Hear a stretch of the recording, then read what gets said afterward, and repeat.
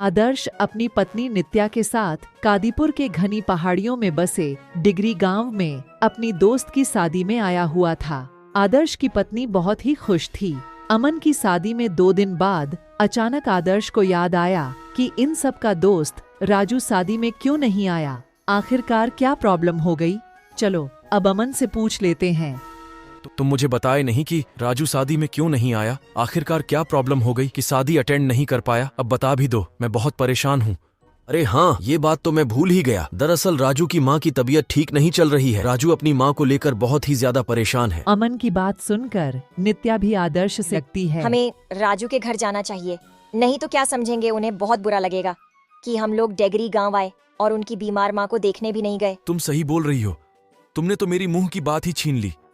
हम लोग आज ही उसके घर जाएंगे और राजू की बीमार माँ से मिलते हैं। आदर्श की बात सुनकर अमन की चेहरे पर अचानक चिंता झलकने लगी और वो बहुत परेशान दिखने लगा। अमन की डरा हुआ चेहरा देखकर आदर्श ने बोला, क्या बात है अमन? कि पास के ही गांव में एक बीरान नाम की गांव और वही भूतिया हवेली है जो कि रास्ते में ही पड़ता, और वो रास्ता बहुत ही खतरनाक है। लोग दिन में जाने से डरते हैं। सुना है कि कई सालों पहले एक गर्भवती महिला अपने पति के साथ उस रास्ते से गुजर रही, तभी रास्ते में आधी रात को उनकी कार पंचर हो गई और इस महिला की पेट दर्द करने लगी, जिससे उसके पति उस हवेली में लेकर चला गया। लेकिन तभी उस हवेली में बच्चे की रोने की आवाज आने लगी। जब उसके पति बच्चे की शकल देखने गया तो वह बच्चा शैतान बन गया था और तब से लेकर आज तक उस रास्ते से जाना खतरे से खाली नहीं है। अमन की बात सुनकर आदर्श जोर जोर से हंसने तुम लगा। आज के जमाने में भी भूत प्रेत पर विश्वास करते हो? अगर ऐसा है तो मुझे वहां जाना ही चाहिए। अंधविश्वास नहीं है, यह हकीकत है। बीरान गांव में दिन में ही डर लगता है, और ये तो रात की बात है, और साथ में भाभी भी है। उन्हें कुछ हो गया तो तुम क्या कर पाओगे? नहीं, अभी नहीं जाना, खतरे से खाली। आप तो जानते हैं अमन जी, कल हमारी फ्लाइट है और आज तो हमें जाना ही होगा, और वैसे भी हम लोग नए जनरेशन के हैं, ये सब बातों पर तो बिल्कुल भी विश्वास नहीं करते हैं। अब हमें जाने दीजिए अमन जी, क्योंकि राजू की माँ भी बीमार है। उन्हें ऐसे हालत में छोड़कर जाना तो बिल्कुल भी ठीक नहीं है। तुम तो जानते हो अमन, मुझे शुरू से ही इन सब बातों पर विश्वास नहीं है।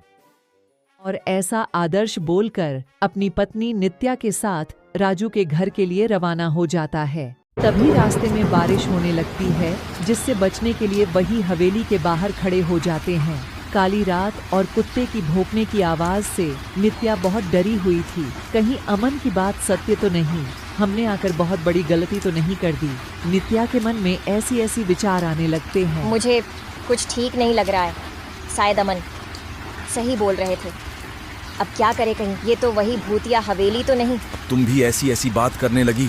ऐसा कुछ नहीं है, कुदरत के आगे हम क्या कर सकते हैं। नित्या, मैं हूं ना, कुछ नहीं होगा, अब शांत भी हो जाओ। नित्या अपने पति से बात ही कर रही थी कि हवेली के अंदर से अजीब आवाजें आने लगीं, जैसे कोई रो रहा हो। तभी आदर्श हवेली के अंदर जाने वाला होता है। तभी नित्या आदर्श की पत्नी गायब हो जाती है, जिसे आदर्श चारों तरफ देखता है पर उसे कहीं नहीं देखती और उसे खोजते हुए इधर उधर देखने लगता है। कहाँ चली गई? अभी तो यही तो थी। क्या, कहाँ हो तुम? तभी शैतान की माँ भूतनी अपने बच्चे को खिलाने के लिए आदर्श की पत्नी को उठाकर ले जा रही होती है, जिसे आदर्श देख लेता है और इसके पीछे जाने लगता है। लेकिन वह आदर्श की पत्नी को गायब कर देती और वहाँ से भूतनी उड़कर गायब हो जाती है, जिसे देखकर आदर्श बहुत घबरा जाता है।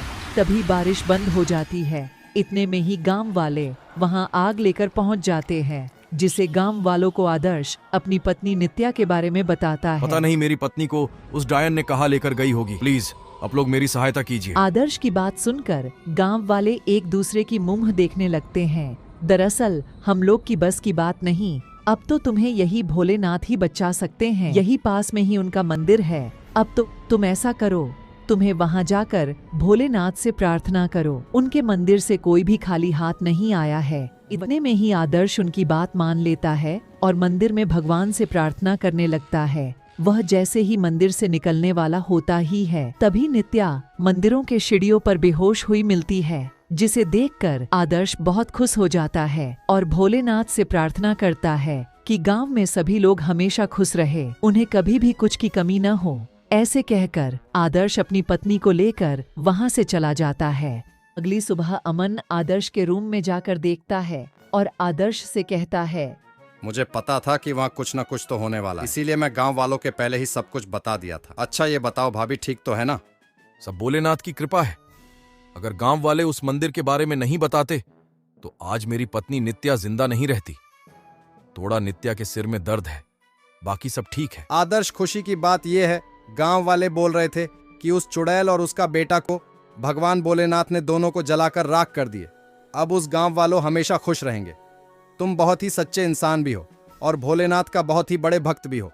जो तुम्हारी विनती भगवान ने सुन ली। तभी नित्या अपने पति आदर्श से कहती है कि अब हमारा फ्लाइट का टाइम हो गया है, अब हमें चलना चाहिए, नहीं तो लेट हो जाए। आदर्श अमन को गले मिलता है और अपनी पत्नी नित्या के साथ अपने घर के लिए निकल जाता है।